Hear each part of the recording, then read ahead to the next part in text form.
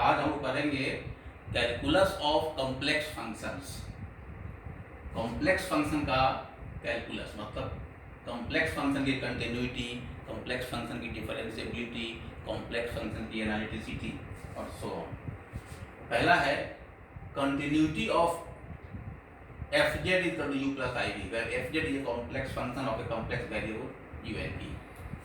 Continuity of fz is equal to u plus iv, where u and v are functions of x and y. A function fz is called continuous at a point z is equal to z0 if limit z tends to z0 fz is equal to fz0.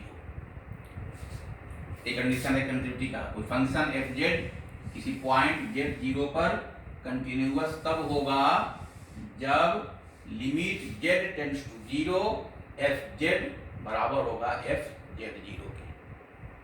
अगर कोई function किसी domain के हर point पर continuous होगा तो हम कहेंगे कि वह फंक्शन पूरे डोमेन में कंटिन्यूअस है।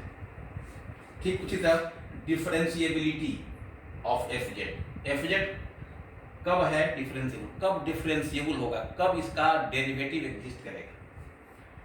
मान लो कोई function let fz equal to u plus iv be a single valued function of the variable z equal to x plus iy, then the differentiability और derivative of fz is defined as f dash z equal to limit delta z tends to 0 fz plus delta z minus fz by delta z। इसको पढ़ते थे school में भी इस definition को। इसको बोलते हैं first principle. f dash z मतलब fz का differential derivative that is equal to limit delta z tends to 0 fz plus delta z minus fz by delta z। इस शर्त है provided the limit exist and has the same value for all the different ways in which delta s tends to 0.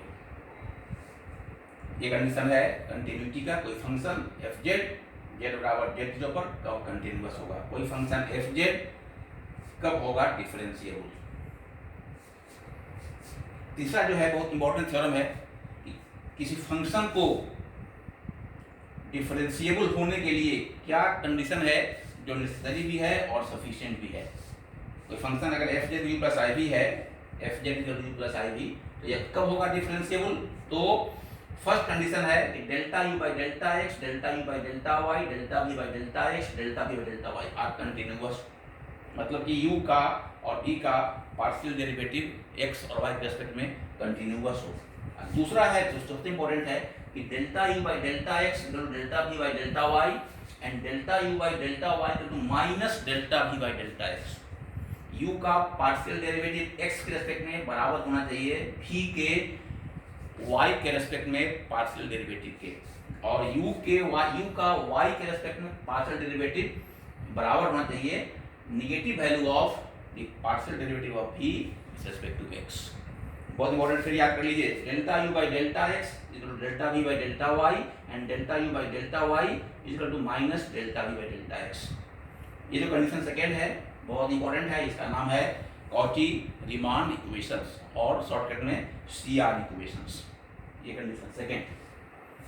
तो first हो गया continuity, second हो गया differentiability, third हो गया थ्योरम किसी फंक्शन को डिफरेंशिएबल होने के लिए। चौथा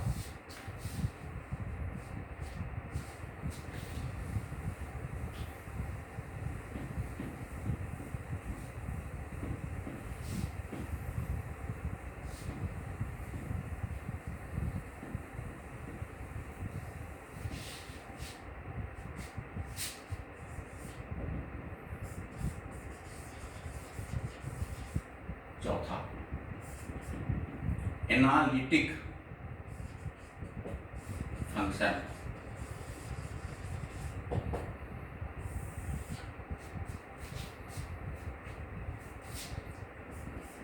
single valued function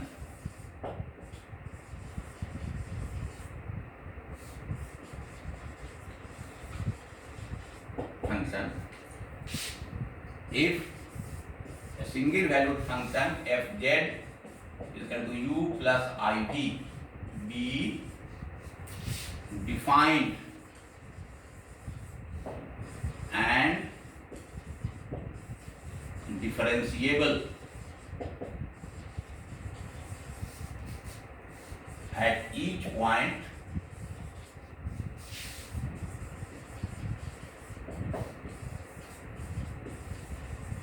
of a domain D, save possible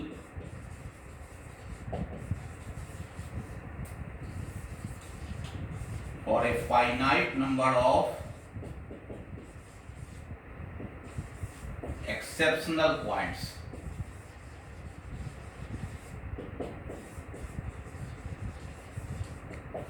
मान लीजिए ये डोमेन है और इसमें हर पॉइंट पर फंक्शन डिफाइंड है और डिफरेंशिएबल है, save possible for a finite number of exceptional point. कुछ पॉइंट ऐसा है इसमें, इस तक कुछ पॉइंट है जहां की फंक्शन डिफाइंड और डिफरेंशिएबल नहीं भी हो सकता है।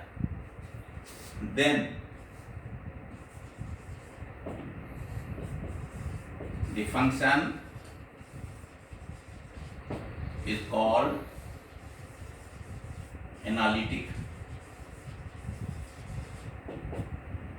in that domain.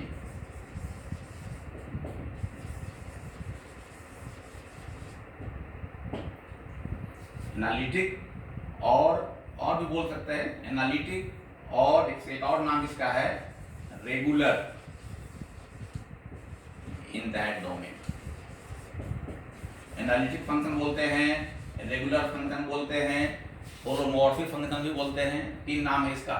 तो अगर कोई फंक्शन किसी डोमेन के हर पॉइंट पर डिफाइंड हो और डिफरेंशिएबल हो कुछ एक्सेप्शनल पॉइंट्स को छोड़ करके, तब कहते हैं कि वह फंक्शन उस डोमेन में एनालिटिक है या रेगुलर है या होमोमॉर्फिक है। जिस पॉइंट पर फंक्शन डिफाइंड और डिफरेंशिएबल नहीं है उसका नाम है singular points. The exceptional points are called